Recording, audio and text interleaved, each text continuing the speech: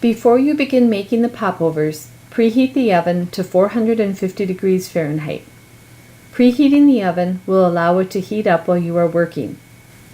This very high temperature is important for the rapid formation of a crust that will trap the steam produced during baking, enabling the popovers to rise. Spray the baking pan with cooking spray to prevent the popovers from sticking to the pan. Be sure the cooking spray can is held close to the pan and spray the pan in a sink to avoid getting cooking spray on the floor. Cooking spray can make the floor dangerously slippery. Sift the salt and flour into a mixing bowl. Sifting will mix the ingredients together and break up any clumps in the flour. The salt is added to the popovers for flavor.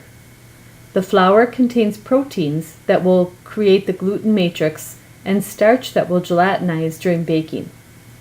The gluten matrix and gelatinized starch provide some of the structure that will trap steam during baking, leavening the popovers.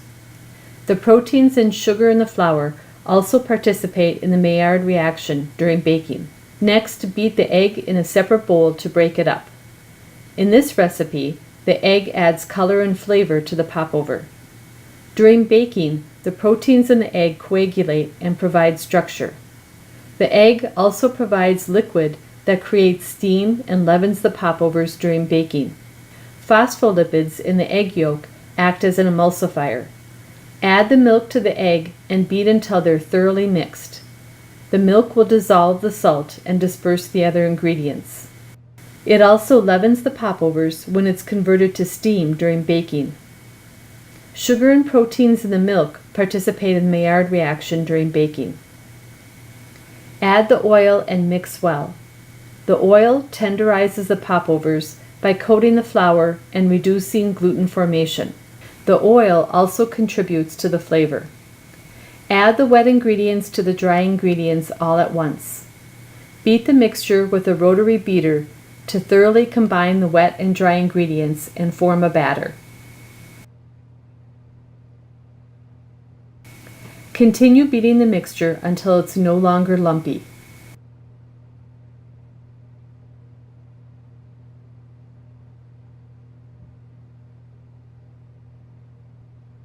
Pour the batter into cups in the baking pan using alternating cups. Fill the cups about 2/3 full to allow space for the popovers to expand. Bake the popovers immediately at 450 degrees Fahrenheit for 15 minutes. Baking at this higher temperature quickly changes liquid to steam and forms a thin crust around the popovers that traps the steam, allowing the popovers to rise. After 15 minutes, lower the temperature of the oven to 325 degrees Fahrenheit and continue baking the popovers until they are brown and set, about 25 more minutes.